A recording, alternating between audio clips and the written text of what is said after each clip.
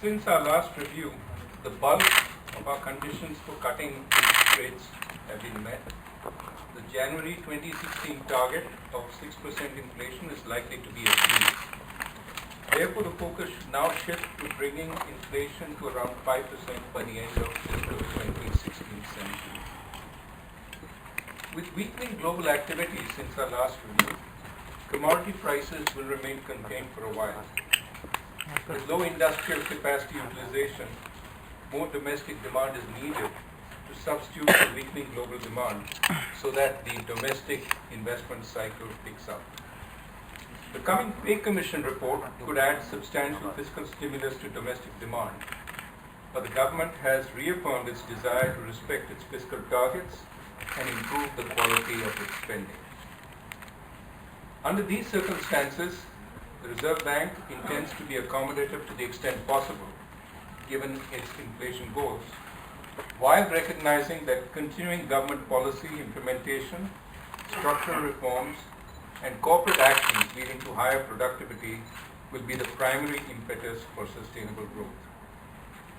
Now, we do believe that investment, as well as durable goods purchases, are likely to respond more strongly if there's more certainty about the extent of monetary stimulus in the pipeline, even if transmission is slow. Therefore, the Reserve Bank has front-loaded policy action by a reduction in the policy rate by 50 basis points. Given our year-ahead projections of inflation, this ensures that 1 year expected Treasury bill real interest rates of about 1.5 to 2%, which we think is appropriate for this stage of the recovery. While the Reserve Bank's stance will continue to be accommodative, the focus of monetary action for the near term will shift to working with the government to ensure that impediments to banks passing on the bulk of the cumulative 125 basis points cut in the policy rate are removed. This includes, amongst other things, reviewing small savings rates. The Reserve Bank will continue to be vigilant for signs that monetary policy adjustments are needed to keep the economy on the target disinflationary path. Now, we've laid out a number of other policies today. We have a medium-term framework for foreign portfolio investment in government bonds with a target of allowing FPI ownership of up to 5% by March 2018. We'll also open FPI investment in state government bonds with a target of 2% by March 2018. Now, altogether, this implies incremental space of about $25 to $30 billion over the next 2.5 years, of which $5 billion will open up immediately over the next 6 months. The intent here is to create more room steadily to slant towards long-term investors and to help develop domestic markets. We've also opened to masala bonds. I think that's the name they're called by. These are rupee bonds, and we intend them to have a minimum maturity of 5 years. They can be issued abroad, or they will be issued abroad. For the moment, they will come under the overall corporate FPI limit. We will bring down the ceiling on SLR securities held under HTM from 22% to 21.5% with effect from the fortnight beginning January 9, 2016.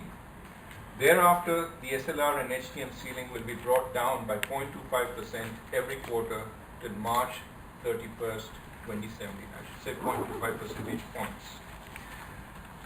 Now, we've announced increased participation by a variety of players in various markets in our ongoing efforts to improve participation and market depth.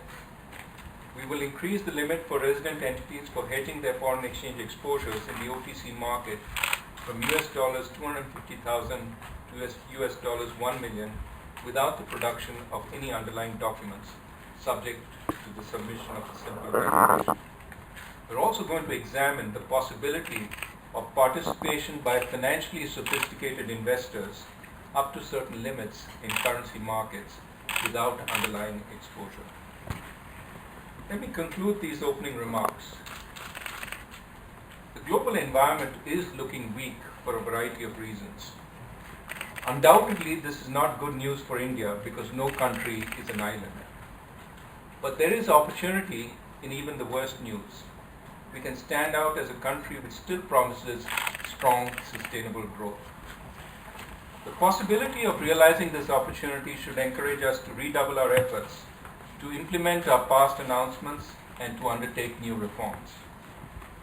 The economy has legacy problems to deal with, and there are no silver bullets, as I've said repeatedly.